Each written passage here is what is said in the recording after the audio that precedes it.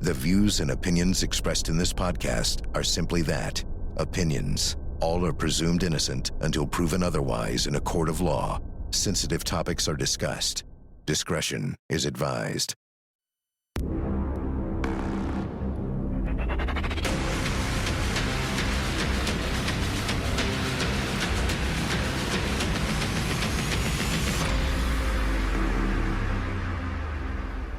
I'm Vinnie Politan. The subject of my investigation, a fatal love triangle involving a porn actress, the father of her children, and that father's son from another mother. Here's the story. Devyn Michaels, known to some as Nikki Morganchild, to others as Tracy Tavares, once lived a life in front of a camera. But the spotlight she's under now is far darker. Once an adult film star, she settled into domestic life with her partner, Johnathan Willette, helping raise their 2 tween daughters. But when that relationship crumbled, Devyn shocked everyone, marrying John's much younger son, Devyn. What began as an unconventional love story has spiraled into a chilling true crime saga. Now Devyn stands accused of murdering John, the man who once shared her home and family. In court, she points the finger squarely at her husband, John's own son. Betrayal, jealousy, obsession, and a family destroyed. Was it Devyn's plan all along, or is she just another casualty of twisted love gone deadly? This one's different. We've covered a lot of love triangles before. This one, absolutely different. Let's bring in Court TV field reporter Cody Thomas, who's been following this case for us. All right, let's start where everyone needs to start in this case to understand how everyone's connected to one another. What do we know about the relationships in this love triangle? Well, Vinny, it's pretty non-traditional, pretty convoluted to say the least, and I'm going to speak really slowly so our viewers can make an attempt to follow. And just for our viewers, we have a graphic we made that we're going to put up on screen so they can follow along as well, kind of a family tree type of deal. So we're going to start here with the victim, Johnathan Willette. Now, Johnathan had a relationship with a woman, and they had a son together, Devyn Willette. Now, Johnathan split from Devyn's mother to have a relationship with Devyn Michaels. That is the defendant on trial here. Now, Johnathan and Devyn have 2 daughters, but they never married. Johnathan had full custody of these girls who are now preteens. Now, at some point before Johnathan was killed, Devyn married Johnathan's son, Devyn, who, I mean, they weren't, you know, Johnathan and Devyn weren't married, but this is essentially kind of like her stepson. Now, Devyn and Johnathan's son said that the marriage was, quote, out of convenience for some insurance purposes, but it was revealed that they had a romantic relationship. So pretty much, Vinny, Devyn married Johnathan's son and, you know, ended up, now Johnathan's dead in the mix of all this. But I want to take a listen to this, Vinny. Here's Devyn in a police interview telling an investigator that she married Johnathan's son, Devyn. Let's hear that audio played out in court when she tells this to the investigator. So you guys have been off and on since when? No, we're not off and on. We're just trying to make a family work. Like, we're not physically intimate or anything like that. We're just trying to, because the girls really want us with one house, yeah. And it saves on gas, so we're trying to make that. Do you have a boyfriend or anything right now? Yeah, I'm married. You're married? Yes, sir. I was not told that information. I thought you guys... I'm married, but... Okay. We were told that you guys are possibly trying to get back together. No, we're trying to get everyone in one house and be a family. Oh, okay. For the girls. So, who were you married to? I'm married to Devyn. The son? Yes, sir. Oh, okay. So, Devyn, his son, and you are now married. How long have you been there? Almost 2 years. And yeah, John knows. Now, Vinny, you saw that picture there that was playing on the screen of Devyn and Devyn having their tongues almost locked there. You know, one can make an assumption of what was going on. Now, Devyn also testified, and he was asked about what he and his father, the victim, talked about regarding Devyn. Take a listen to this. Did you ever tell your dad that you had been having a sexual relationship with the father of his other children? With the mother, The mother. Jesus, I said father. No, sir. I apologize. Knowing your dad as you did, if he had known you were having a sexual relationship with his mother of his children, is he the type of guy that would have just said nothing and let it go?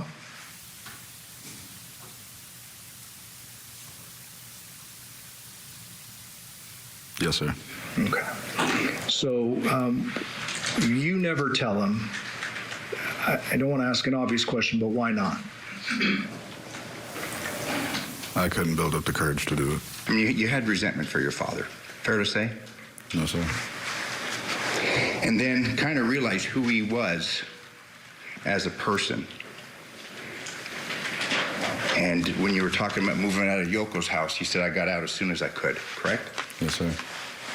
Now, Vinny, something important to note. The defense said that Devyn told police that the marriage between him and Devon was sexless. It didn't have any intimacy going on. But then later, the defense showed photos of messages between Devon and Devyn, sexting photos to the jury, trying to point toward his dishonesty. Yeah, I don't think he owned up to that. I don't know if he owned up to his father, but his father would be okay with that, would be cool with that. All right, Cody's going to stick around. This whole thing brings us to our first question in our investigation. How did this unusual family situation impact what happened here? You talk about tension in the air, tension in the room, tension in the home. Yet Devyn is living with Devyn, her husband, yet the father of her children, the father of her husband, wants to move into the house. What? Here to help answer this question, family law attorney, law professor Randy Kessler, and nationally known psychotherapist and author Dr. Robynn Ludwig. She's also host of the podcast and YouTube series, The Pivot with Dr. Robynn Ludwig. Great to have you both here. All right, Dr. Robynn, what are your thoughts here, first of all, about this unusual family situation, circumstance, tension in the air, father, son, romantic rivals, potentially living together. She's sleeping with her former stepson, maybe? I don't know. And the two girls are in the middle of the whole thing, the daughters. What a mess. It reminded me of Hamlet a little bit. Secrets, lies, murder, betrayal. So this is just a messy situation. And I don't know why the father of these two children, why he would want to be back in a home with his son who married his ex. It's just messy. It brings up jealousy, hostility, betrayal. It seems like nobody really is honest in this whole mix. And so it was a very murderous situation, if you will. It sounds like the stepson had a lot of rage towards his father, perhaps because what his father did to his mother. Perhaps he was seeking revenge by taking his father's girlfriend and marrying her to somehow avenge his mother's betrayal. But it just sounds like we have a lot of personalities here who don't know how to manage their impulses, their emotions, and it was just a messy, hostile situation of betrayal which turned into murder. All right, Randy, let's pick up on something that Dr. Robynn was talking about, and I think it's in your wheelhouse. You've seen a lot through the years in your family law practice. It seems that John, the victim, wanted to move back in with the mother of his children so his children would have mom and dad together in the home along with stepdad, their stepdad/brother. I think he was looking at the best interests of the children. At least that's what he was saying. What are your thoughts? How unorthodox is all of that? Yeah, stepdad/stepbrother, right? Is it a stepbrother or is it a stepdad? Believe it or not, this is not that uncommon in my practice. 20 years ago, I had a guy walk in, his wife and he lived with their son and their son's wife. And he said, we've got a child support issue. I said, oh, your wife's pregnant? He said, no, it's my son's wife. I said, so your son's going to have to pay child support? He said, well, it's actually me. You know, this happens unbelievably much too often. And of course, family dynamics cause family, murder, and we see it, Donna Adelson, we see all these family dynamics. Everyone's got somebody in their family that they may hold a grudge against. This goes beyond holding a grudge. This is just crazy. Whether she did it or the son, her husband, did it, it's a family issue, and it's another family drama. Dr. Robbie, I'm still not clear on why she would do it. Like, Devyn, I get it. He's not charged. No one is saying, well, the defense is saying he did it, but no one from the government is saying that he did it. But just looking at it from the outside, like, he and his father, there's absolute friction there. But between Devyn and John, what would be the motivation there? Well, for Devyn, Johnathan was messing up her family of choice. She finally had the family she wanted. She had the husband that she wanted. She had her 2 children, and this was a happy situation for herself. And to have Johnathan move back in, her ex, who also happens to be the father of her husband, it's just, too many different roles, too much potential for chaos and problems. And she probably just didn't want any of that. And the fact that Johnathan wanted to interfere with the family she had created that she enjoyed most likely created a lot of rage for her. She finally had what she wanted, and he was going to mess it up.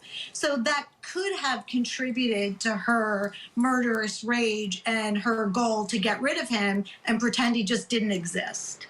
Randy, I'm just curious, if a custody case was in front of a judge, is it a better situation for the children to be with mom and her new husband, who's also their brother, or to be with dad, who is living with his mother, which would be grandma? So every case is so unique. This should be on the bar exam, this kind of hypothetical, because who knows? And the right analysis is what's best for these children. What is the brother/stepfather like? Is he a good caretaker? What's the dad like? Most judges think that children should be in an intact household. So if they can be with a mother and a father figure, like her new husband, that's usually better than the other household. But in this case, then you've got dad, the real dad, and a mother figure, meaning grandma. So I don't know. This is a toss-up as to which side is better, or which is the worst or the least of 2 evils. Yeah, and everyone feels bad. I mean, now the children are left, without a dad. Mom is charged with murder, and stepdad wants nothing to do with anybody. Like, he wants to just get out of Dodge. All right, Randy, sticking around. Dr. Robbie, great to see you. Coming up next, is there a connection between Devyn Michaels' porn career and what happened? But I can actually prove my innocence. I actually can.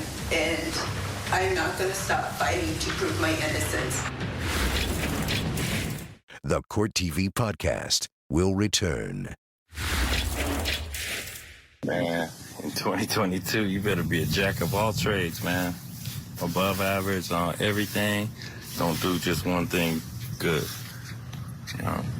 You're doing the landscaping today. You better get your money, be a chameleon, and act the way you're supposed to act. That's the victim, John Willette, on Facebook back in 2022, promoting his business, promoting himself, trying to make money, trying to make ends meet, working hard for it. And he had 2 girls, right? 2 little girls that he's raising along with their mother, Devyn Michaels, who's now accused of murdering him and leaving him headless in his bed at his mother's house. Okay, let's bring back in Court TV field reporter Cody Thomas. Cody, I want to talk about Devyn Michaels and her career, because that's another big part of this story, of this case. What do we know? Well, yeah, Vinny, she got into the adult film industry in the year 2000 when she was in her early 20s. Now, throughout her duration as an adult film star, she worked for plenty of notable adult film production companies. Some people may have heard of, like Hustler and Penthouse and Elegant Angel, among others. Now, during this time, she was also nominated for an AVN Award, an Adult Video News Award in 2004, for Best Tease Performance, but of course she has since retired from the industry. Now, Vinnie, here's something to note here, being here at Court TV.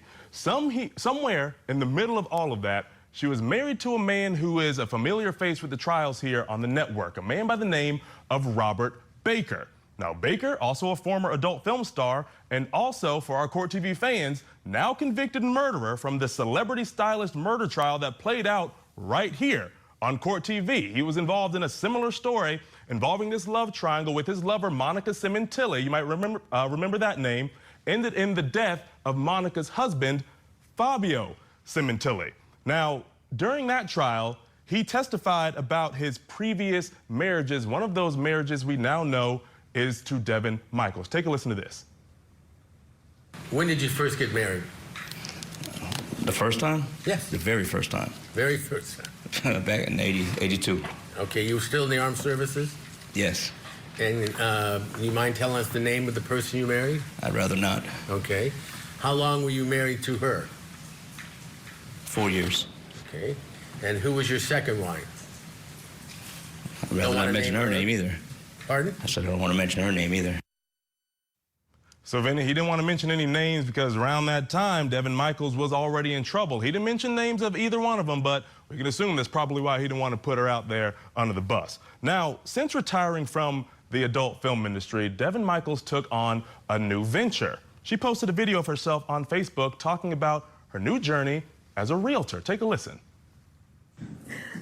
Hey everyone, it's me, Devyn Michaels. We are on our final hour of our open house over here at 9179 Smugglers Beach Court.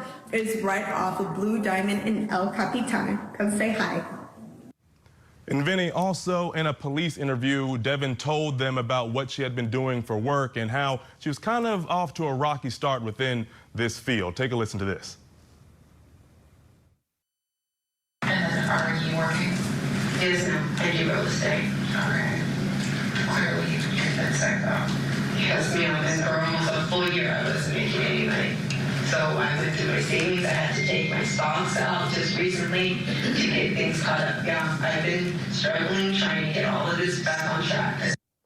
So, Vinnie, that's the extent of her career, all of that leading up to this point. But, Vinnie, what are the odds that she is, well, used to be married to Robert Baker, who is now convicted murderer, that we covered here at Court TV? It's unreal. 2 exes, 2 different, completely separate cases, both charged with murder, 1 convicted. We'll see what happens with Devyn. Thanks, Cody. All right, that brings us to the next question in our investigation.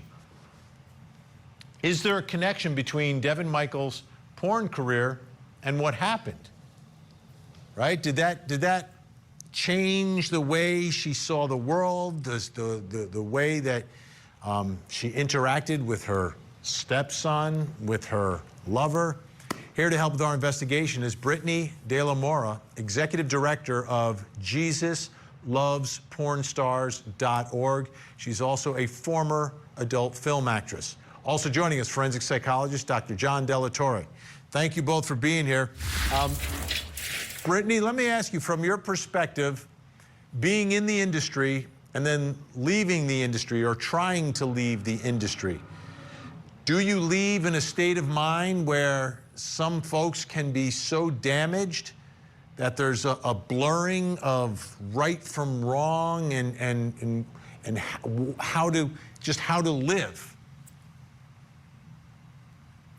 I mean, I was in the adult film industry for 7 years of my life and never considered taking somebody else's life. However, I know that a lot of people that get into the adult industry get in because of childhood trauma that they're carrying, and they feel like it's just an easy escape. And then when you get into the industry, you experience a whole new level of trauma. So when I left the industry, I mean, I have given my life to the Lord, and I had to go through an intense healing process with him and have done intensive therapy as well. So it's not to say that the porn industry wasn't to play, but I don't think that it's a definite, like, for sure thing. Fascinating. Dr. John Della Torre, to me, that's interesting. I don't think, and I don't know, but I presume that Devyn Michaels didn't get the type of counseling that Brittany got and perhaps experienced a lot of trauma in the industry and maybe prior to being in the industry. What are your thoughts there about how that impacts someone's worldview, someone's actions, someone's compass about right from wrong. And here we're talking about a case not just of murder, but if you take it back to the family dynamics, where she is basically raising children with one man and then decides to marry that man's son. Well, yeah, I think the initial impact is definitely one of exploitation, right? You're always exploited when you're starting off and people are trying to trick you and people are giving you drugs and people are saying that you can do this thing but not this other thing. It changes the way you see sex. It changes the way that you see relationships.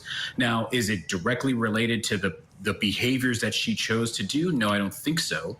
But what I think it did do was shift how she perceived her own autonomy. It shifted how she perceived who she could be in any relationship. Perhaps she thought herself as always being subjected to men and the wills of men and the needs of men. And that certainly came to a point in which she could no longer foster that kind of thought, and she needed to find a way to exact her own agency for whatever reason she thought she needed to do so.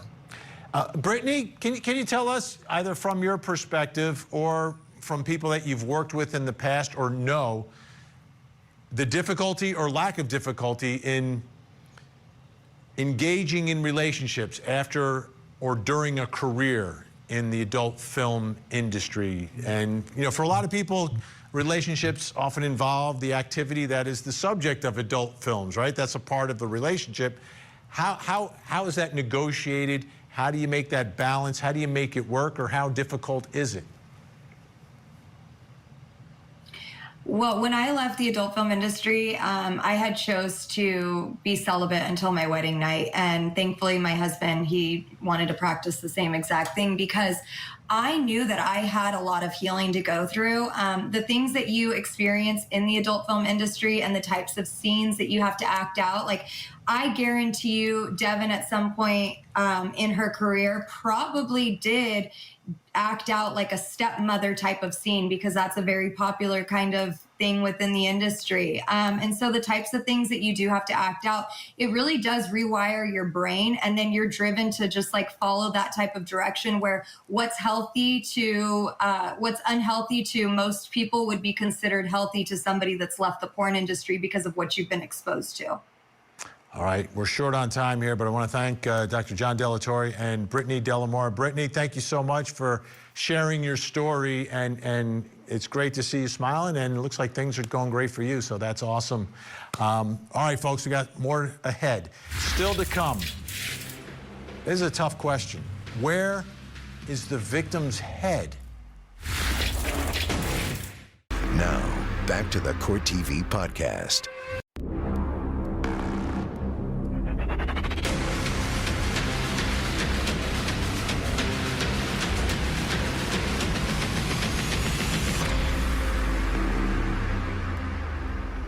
I'm Vinnie Politan. We continue our investigation of an unusual love triangle involving a father, his son, and a porn actress.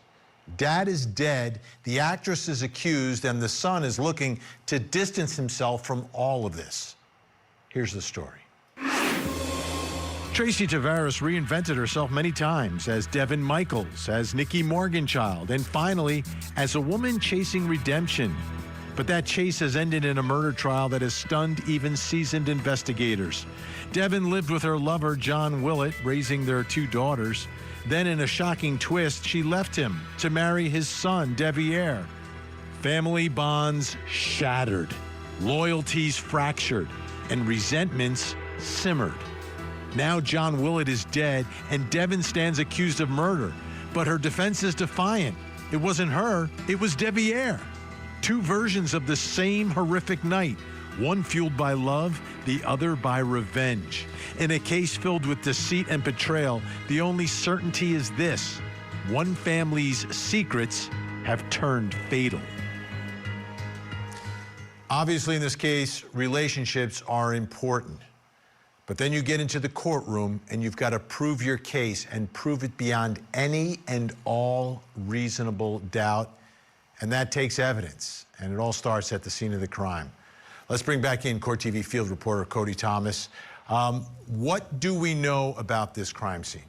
Well, Vinnie, what we do know is that it was quite a brutal one, and there's been plenty of testimony throughout this trial so far about how brutal it actually was. And now, Vinnie, before we take a listen to some of that testimony, I want to give our viewers a fair warning that there are some graphic photos of a lot of blood throughout, you know, as the witnesses are talking about it. And they also, during this trial, they showed a photo of the victim's decapitated body, but of course that was too graphic for us to show here on the program. But let's take a listen to some of that testimony right now. So that's on the opposite side of the bed. Now we're at, standing on the opposite side of the bed, where you can see the top portion of the victim, and you have that small kind of area just between the bed and dresser, some other furniture items along that wall. The larger stain on the ground, is that an area you would refer to as a saturation point? Yes.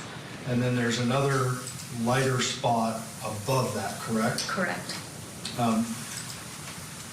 Just tell me kind of what your observations were related to this blood and the positioning of the victim.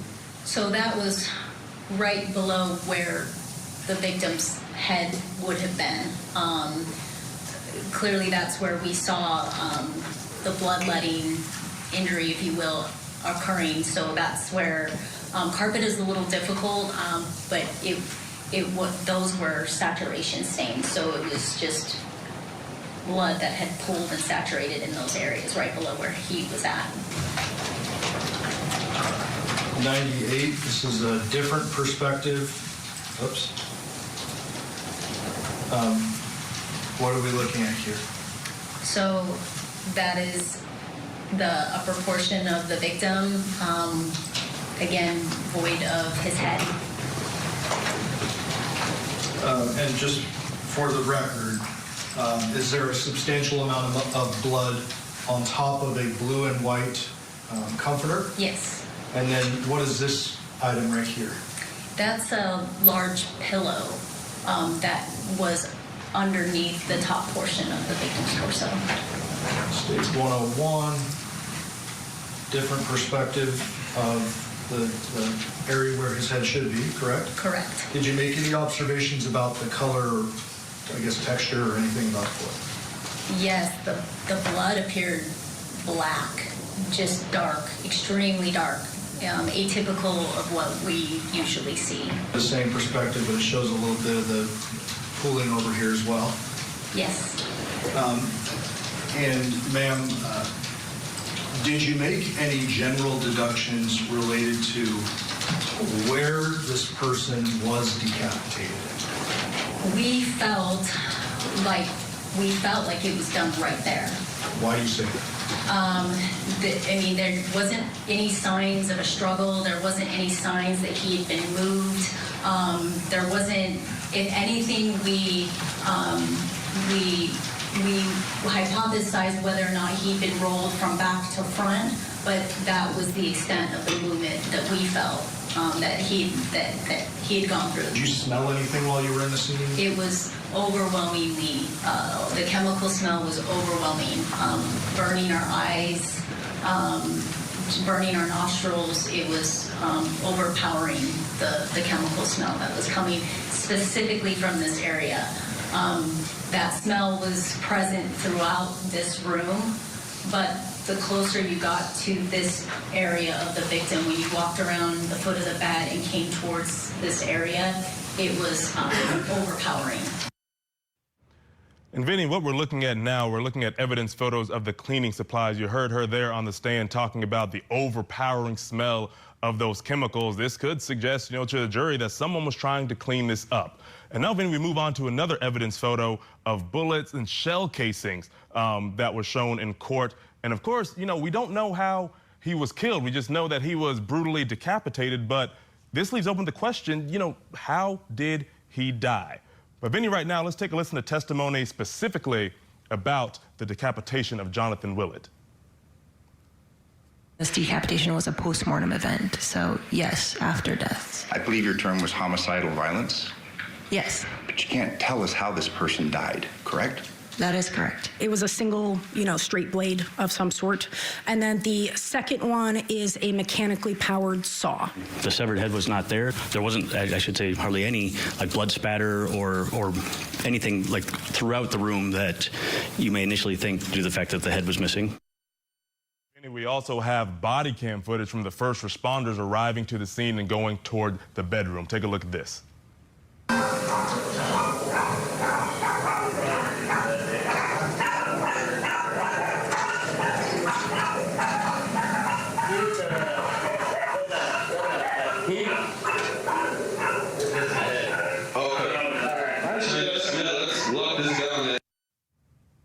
So, Vinny, all of this painting the scene is the very brutal scene of a murder and also kind of painting the scene of someone maybe trying to cover this all up with those chemicals.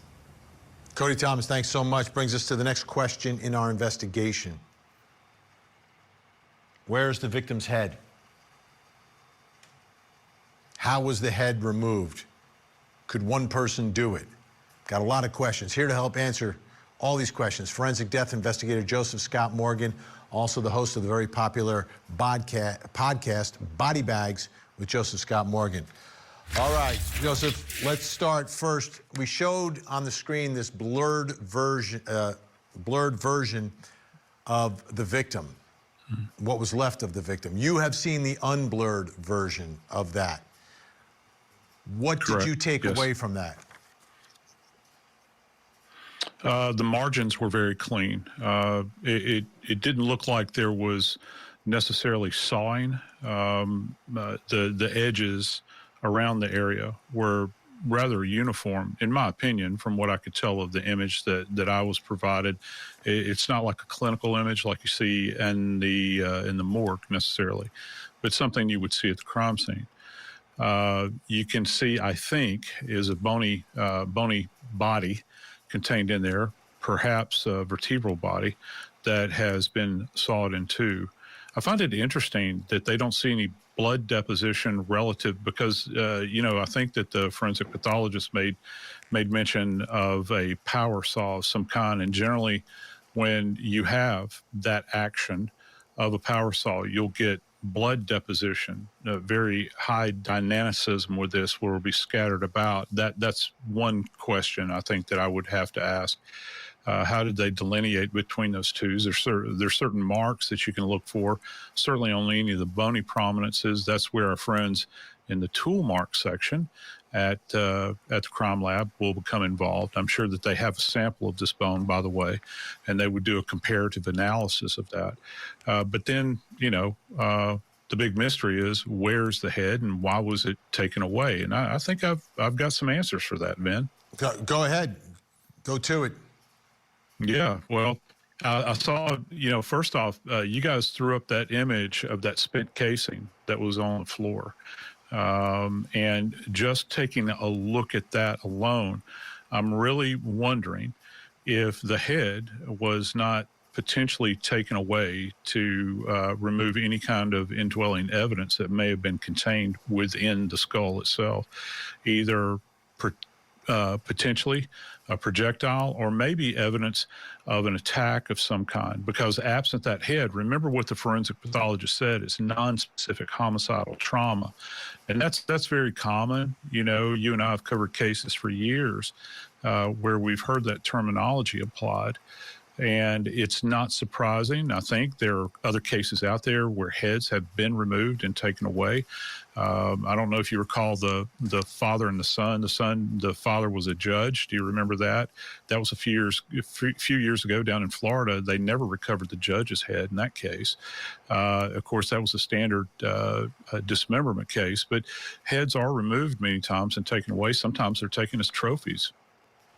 Joseph Scott Morgan is going to stay with us. Coming up next, does the timeline prove the case?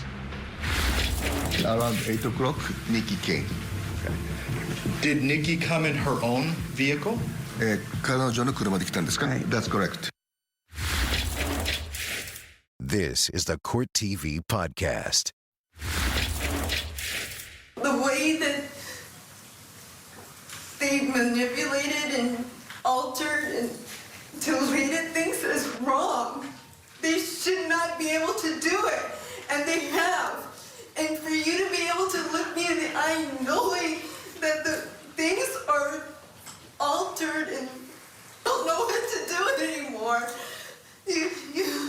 Judge, I'm not comfortable with this record. Devyn Michaels pleaded guilty, admitted her guilt. That was her sentencing. And then at sentencing, she was claiming her innocence. And at that point, the plea was taken away, and that's why she's now on trial. Let's check back in one more time with Cody Thomas, field reporter here at Court TV. Cody, what is the state's timeline for this murder? Well, Vinny, of course, they're still pointing the finger heavily at Devyn Michaels, citing all sorts of location data and her movements that day. Let's take a listen to their breakdown. On the morning of August 7, 2023, Henderson police spoke with Johnathan Willette's mother after she discovered his decapitated body in his bedroom. Around what time did that call come out? Don't know the exact time, but I roughly think it was around 8:50-ish. Johnathan Willette was living with his mother in a house on Palo Duro Drive. I now want to focus on August 6th of 2023. That's the day before you found John. Tell me about that day, what you remember. Around 6 o'clock, 6 p.m., he was packing by himself. Prosecutors say the night before he died, Johnathan was preparing to move back in with his ex-girlfriend and the mother of their daughters, Devyn Michaels, who was also known as Nikki. Around 8 o'clock, Nikki came. Did Nikki come in her own vehicle? 彼女の車で来たんですか? That's correct. About 2 hours later, surveillance video showed Johnathan and Devyn at a convenience store. Do you remember what time John and Nikki came back to your house? 帰ってきたのは何時頃ですか? 10時頃. Around 10 o'clock. Several hours later, Johnathan Willette's mother says she heard a loud noise. 1:15, she went to the bed, and then around 2 o'clock while she was sleeping, she got some noise. Was it like a bang? Bang, something like that. Investigators accessed data on Devyn's vehicle, a Nissan Armada, that showed her leaving Jonathan's house around 2:04 a.m. They also say that the cell phone data from both Johnathan and Devyn's phones showed them traveling together at that time. At 2:28 a.m., Devyn is seen at a CVS pharmacy drive-thru. No one else is seen in her car. According to her car's infotainment system, she arrived at her house on Porcupine Rim at 2:44 a.m. Now, Vinny, let's remember that is the prosecution's timeline, but the defense is still pointing the finger at Devyn, the defendant's husband and the victim's son. Cody Thomas, great job tonight. Thank you, sir. That brings us to the final question in our investigation. Does the timeline prove the case here? Let's bring back in our guests here to help us. Family law attorney, law professor Randy Kessler, and forensic death investigator Joseph Scott Morgan. Joseph Scott Morgan, I'll begin with you. A lot of what I think is good circumstantial evidence here. What are your thoughts? Yeah, I think so. And again, we have these digital electronic breadcrumbs that are kind of showing the way, Vin, as they do in a lot of these cases nowadays, right? And I think that this marries up with the timeline that the prosecution and the investigators have developed after painstakingly going over every bit of this data. I think that it's important to note that this noise that is heard in this house, that's kind of a marker, right? I mean, we can talk about electronic data all we want to, but when you have an individual that turns out to be an ear witness and they're aware of the time, I think that that's kind of critical, and I think that the jury wants to hear that sort of thing, Ben. Randy Kessler, what are your thoughts here? Does this prove the case for prosecutors? Well, number one, I'm always going to defer to Joe Scott because he's the guru in this kind of stuff. But the timeline certainly proves it. The question is not does it prove it. The question is does it prove it beyond a reasonable doubt. And again, like an old friend of all of ours used to say, there's always the defense of SOD, some other dude. So in this case, you do have somebody else that is a viable alternative defendant. So does it prove it beyond a reasonable doubt? I don't know. I think it proves it beyond tipping the scales. If it was a civil case, Certainly. Does it make somebody, guilty because there's a timeline? Some people on the jury want eyewitnesses. They want, to make sure that there are pictures of somebody doing the deed or handprints and fingerprints on the gun. They don't have that. So, yes, it proves it, but is it beyond a reasonable doubt? Depends on who's on the jury. Joseph Scott Morgan, let me ask you, I'm going to just go back to the decapitation again. In terms of how long that would take, and could a 47-year-old female, former actress like Devyn, do you think someone like that would be physically able to do that? Yes. She gets past the gore. Yeah, it's no problem. As a matter of fact, decapitations, as far as dismemberment go, are the easiest thing to facilitate on human remains. You've got soft tissue on the anterior aspect of the neck, and then you have the bony prominences of the spinal column. And if it doesn't even require saw to go through the vertebral bodies. If you get into one of the disc spaces, all it is a matter of trimming out some of the connective tissue, and you freed the head up. So yeah, this is well within reason that she could facilitate this. Randy, do you think she needs to testify to explain the timeline from her perspective? Based on what I saw at her sentencing, I think she should stay as far away from the witness stand as possible. She's a loose cannon. We don't want any loose cannons on the witness stand. Make the state prove their burden. Make the state convince the jury beyond a reasonable doubt that she did this, and make let the defense. If I was the defense, I'd just point the finger at his son and say, that guy was trying to come back in and steal his woman back from him, and he wasn't going to have it. That's the best thing the defense has going for them. Joseph Scott Morgan, we have about 20 seconds left here. Another thing people are talking about, the amount of blood. From what you saw in the photos, was that consistent with what you would expect? Was there more? Was there less? Yeah, that would be consistent, having been done in that position. And again, you cannot measure volume of blood in a soft area like a carpet or a bed sheet. So it's only kind of a qualitative guess at that particular moment. However, just looking at the stain and not being able to appreciate the depth of the stain, which puts us at a disadvantage because you've also got carpet padding underneath there, which acts as a sponge.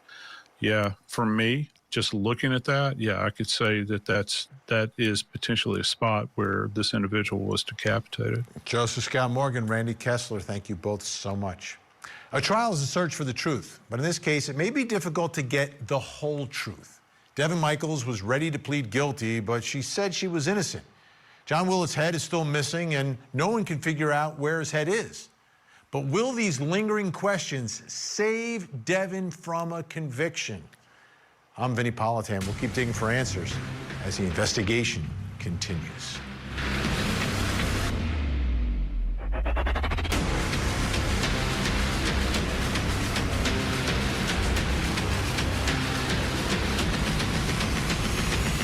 There you have it. If you want to see more in-depth reporting on the latest true crime stories, you can see me every weeknight, 8 p.m. Eastern on Closing Arguments. Thank you so much for downloading. And as always, please don't forget to hug the kids. This podcast is a production of Court TV. Go to CourtTV.com for more content, trials on demand, and to find out how to watch Court TV in your area.